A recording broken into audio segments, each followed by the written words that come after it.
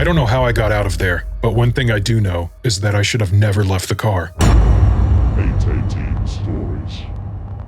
This is 818 Stories, where seriously scary stories are told seriously. Before we begin, please like the video. And give your soul to the algorithm. This story is from a man who drove to Arkansas in the middle of the night. With nowhere to stop and use the restroom, he pulled over in the middle of nowhere in the darkness of night and, well, let's just hear it from him. Here it goes.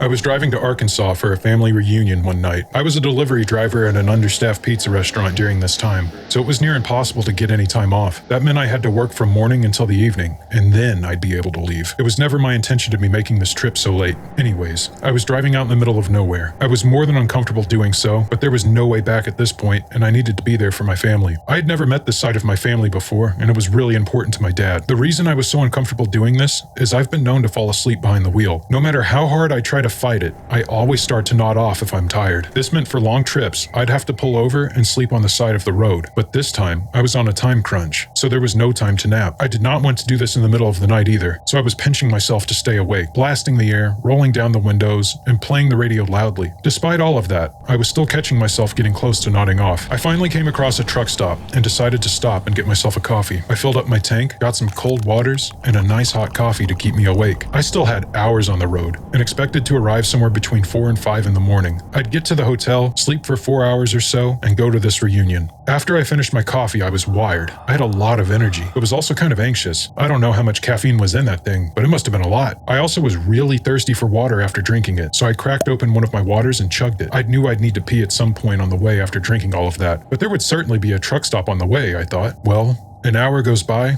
and there wasn't one. At this point, I couldn't hold it any longer, so I just looked for a place that would be okay to pull over. It was pitch black, and no one was out, so I wasn't worried about concealment as much as I was nervous about just getting out of the car in the middle of the night alone. I eventually came across an area that had a gravel lot and a collapsed building. I don't know what it had used to be, but at this point in time, it was a ruin. I decided to stop there. I got out and thought I saw some flashing lights down the road. Worried it might be a cop, and not wanting an indecent exposure charge, I walked away from my car and behind the ruined building. I finally relieved myself behind the building and was sure after this I would be able to make it the rest of the way without needing to stop. But then, I heard a twig snap right behind me.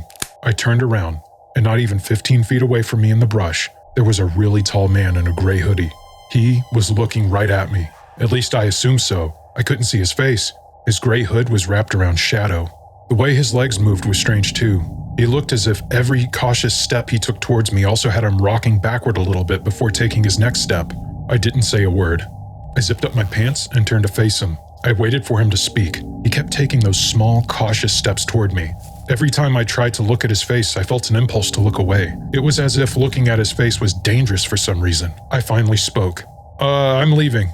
That's all I could manage to say. He didn't even react. He just kept taking those strange, cautious steps toward me. I turned toward the car and started walking quickly. I kept him in my peripheral vision though. Something was not right about this. I then heard what sounded like 2 clicks coming from the man. I'm not sure what that clicking sound was, but it made my heart sink.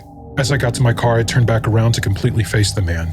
He wasn't there. He had only left my sight for a moment. Where was he? I began to open my car door and noticed that he was standing on the road. The moonlight made it a little easier to see him. I saw hands, a gray hoodie, and jeans, but I didn't see a face. He stood there on the road, menacingly. I got in the car quickly and started it up. I backed up and turned the car around to drive onto the road. I go to the right and avoid hitting him. As I started to pull to the right, this man, or this thing, let out a loud shriek and started sprinting toward the car. I put my foot all the way down on the gas and sped off down the road. My heart was pounding, and I was freaked out. Maybe 10 minutes had passed and I was speeding down the road. I wanted to put as much distance between me and him as possible. I kept checking my rearview mirror, as if he would be behind me.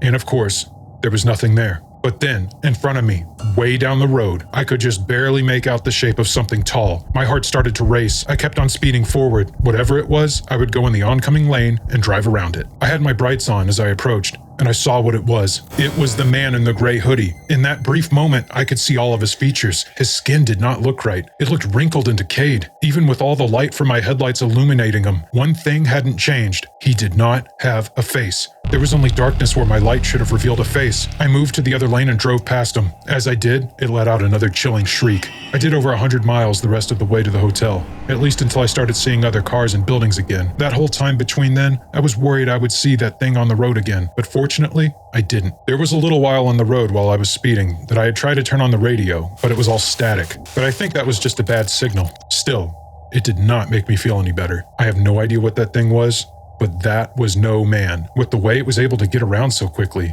I don't know how I got out of there. But one thing I do know is that I should have never left that car. I'll never drive out in the sticks alone at night ever again. I've heard of people seeing stuff like this before. Well, now I've seen it too. Be careful when you travel. There's stuff out there that we don't understand. That was his story. What do you think he saw? Have you ever seen anything like that on the road before? Let me know down below in the comments, or feel free to send your story to 818stories@gmail.com to have it featured in a future video. If you haven't already, please subscribe for more stories released weekly. Until next time, be careful driving on the road. Because you might not reach your destination. Please like, comment, and subscribe.